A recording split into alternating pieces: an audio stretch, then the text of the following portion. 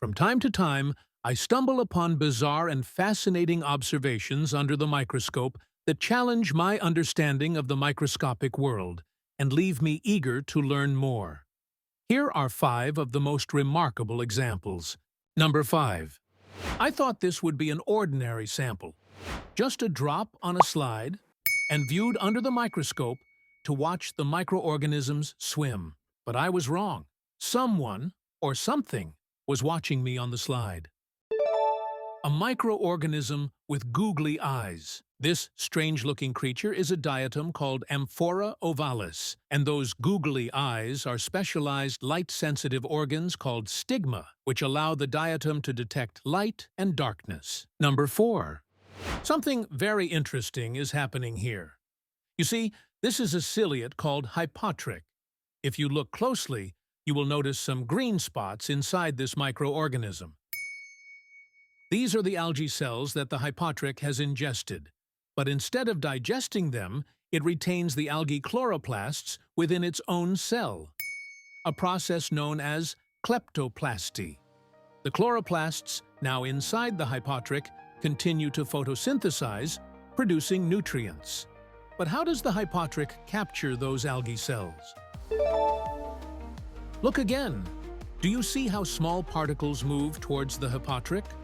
This is the oral apparatus of the Hypotrich, and the cilia around it create hydrodynamic currents that facilitate the movement of suspended particles towards the mouth. If Hypotrichs can recycle chloroplasts from ingested algae, we can do some recycling too. Number 3. What if everyone could see what you ate for breakfast? That might be weird.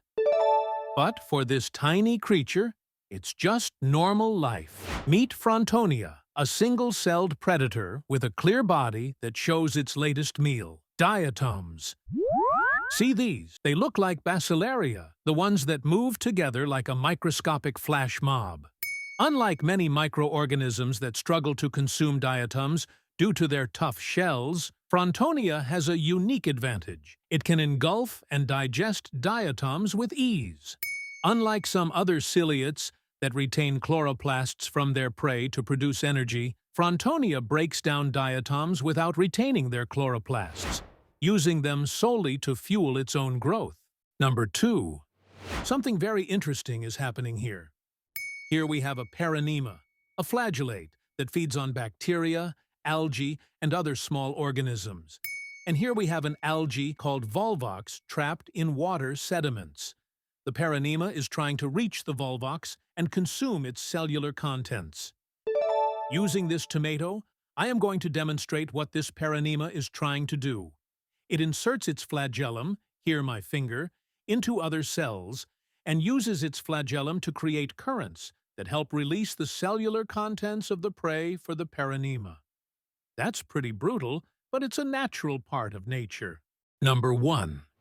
Get ready to witness one of the fastest movements in the living world. The motion is so rapid that even my high-speed microscope camera struggles to capture its details. Meet Vorticella, a flower-like microorganism found in fresh water.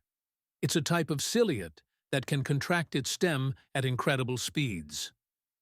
Observe closely.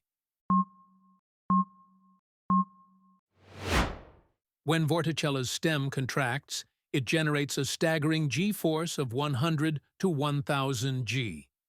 This makes it one of the most rapid contractile responses ever recorded in the biological world. But what triggers this explosive contraction? Vorticella responds to even the slightest movements, vibrations, and physical contact by rapidly contracting its stalk.